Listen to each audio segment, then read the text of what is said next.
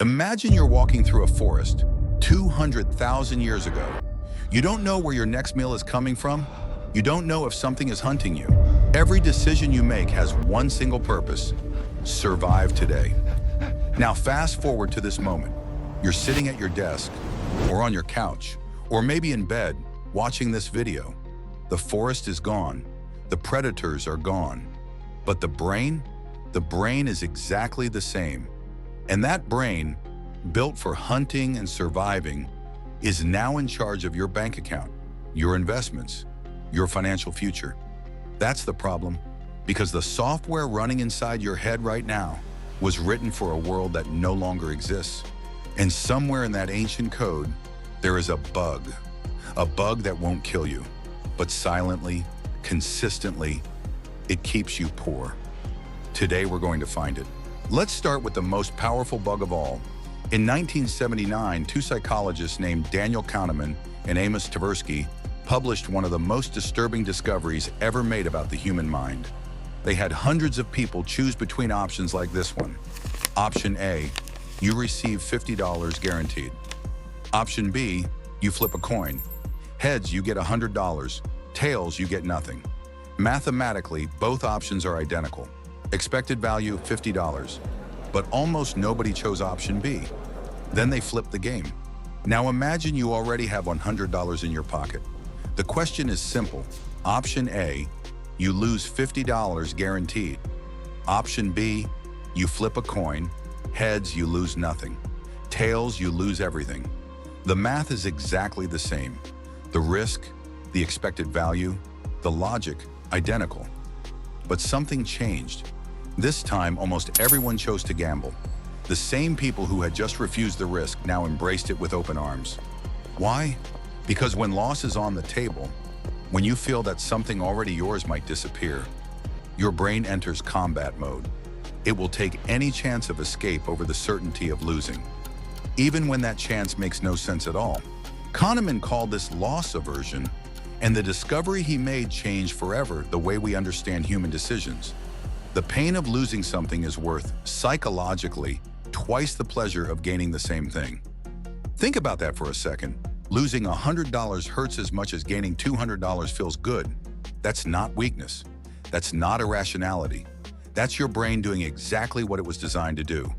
Protect what you already have, at any cost. In the forest, it made perfect sense. Losing your food meant death. But in the modern financial world, that same instinct charges a silent price. Every single day. When your investments fall, the pain is so overwhelming that you sell, locking in the loss, just to make the feeling stop. When a salary negotiation feels risky, you stay silent rather than face the discomfort of hearing no.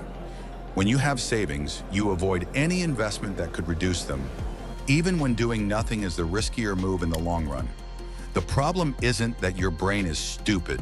The problem is that it's brilliant for a world that no longer exists. Here's a question. Would you rather receive $100 today or $120 1 month from now? Most people take the $100. Now the same question, different timing. Would you rather receive $100 12 months from now or $120 13 months from now? Suddenly, almost everyone waits for the $120. The math didn't change. The difference is still $20, 1 month apart. But the presence of right now rewires everything. Behavioral economists call this hyperbolic discounting. The future is blurry. The present is vivid. And your brain taxes the future, automatically assigning it less value the further away it gets. And here's what makes this extraordinary. It's not just a human problem. Researchers ran the same type of experiment with pigeons, capuchin monkeys, and rats. With the monkeys, the pattern repeated itself across dozens of experiments. 2 plates of grapes were placed in front of the animal. One plate with a few grapes, close, visible, immediate. Another plate with far more grapes, bigger, better, but a few seconds away. The monkey could see both. It knew both existed, and it chose the smaller plate every single time. It didn't matter how many times the experiment was repeated. It didn't matter how many times the bigger plate sat there, waiting. The present always won. All of them, monkeys, pigeons, rats, without exception, consistently chose the smaller, immediate reward over the larger, delayed one. This isn't a cultural failure. It's not a lack of discipline. It's a feature of the mammalian brain that has been running for millions of years. The same feature that's inside your head right now. In the forest, waiting was dangerous. The fruit might rot. The prey might escape. Another animal might take it. Acting now was always the safer move. But wealth is built in the future. Compound interest lives in the future. Retirement lives in the future. And every time you choose the immediate pleasure, the purchase, the impulse buy, the I'll start saving next month, the ancient brain wins, and the future version of you pays the bill. And here is perhaps the strangest bug of all, because this one doesn't even need money to activate. In a classic study conducted by economist Dan Ariely at MIT, researchers asked students to write down the last 2 digits of their social security number. Just the last 2 digits, a random number, completely unrelated to anything financial. Then they showed the students a bottle of wine and asked, "How much would you pay for this?" The students who had written down high numbers, 80, 90, 96, offered significantly more than the students who had written down low numbers, 10, 20, or 30. A random number with no connection to wine, to money, to anything, completely altered their perception of value. This is called the anchoring effect. The first number you see becomes the reference point your brain uses to evaluate everything that comes after. It's why a store shows you the original price, crossed out. It's why the most expensive item on a restaurant menu exists, not to be ordered, but to make everything else seem reasonable. Your brain is not calculating the value of things from zero. It is always calculating relative to a reference point.